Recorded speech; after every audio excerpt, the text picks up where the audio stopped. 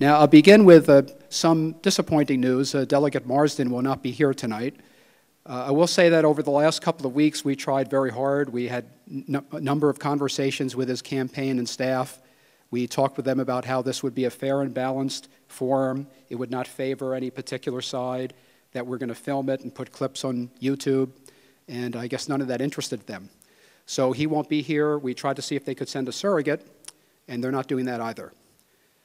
That's a real focus, is to make sure that government is not infringing and, into your life and telling you how to do things that oftentimes government has no clue of what they're talking about. I'm on board with, I think, where Attorney General Ken Cuccinelli, if I can speak to the current senator of this district, and Governor-elect Bob McDonnell are taking strong looks as to ways in which we can mitigate the damage that may come out of this federal health care bill. Is there any kind of feedback that says, if you're not getting the product that you're looking for, which is an educated child, what do we have to change to actually make that occur?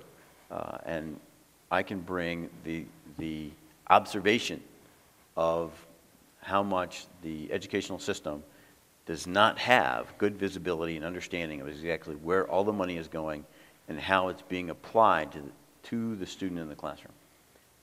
And allow us to potentially have that discussion, to be able to respond when we have the you just don't care about kids response because you're looking at the educational budget. Because anybody who's seen my record on the school board knows I absolutely care about kids and their education. Passionate, fought continually to ensure that kids were actually being educated and not just being moved through K through 12 and then left to fend on their own. I think we have to start saying no. No, thank you. Yes, that's money. Yes, that's more money, but no, thank you. We have to start looking more than this year's budget, and we have to look at the long-term ramifications of that money. The House of Delegates I believe it was last year, did that very bold thing. It had to be last year, when they said, we want you to take this stimulus money, and oh, by the way, you have to expand these benefits over here, and that expansion of benefits will be permanent or long-term while you get this one-year infusion of money. And you go, wait a minute, I may get a little money now, but you're costing me more money later.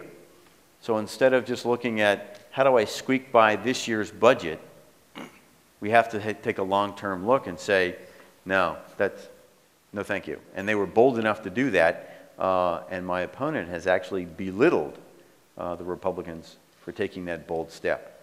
We saw in classic government foolishness a couple of years ago where I believe the county tried to come in and shut down churches that were doing food banks because they didn't comply with restaurant level requirements in inspection requirements. I mean, you've got people out of the goodness of their heart bringing food from home, making food and providing it to people who are hungry, and you've got a government entity coming in and saying, oh, you don't fit this government regulation.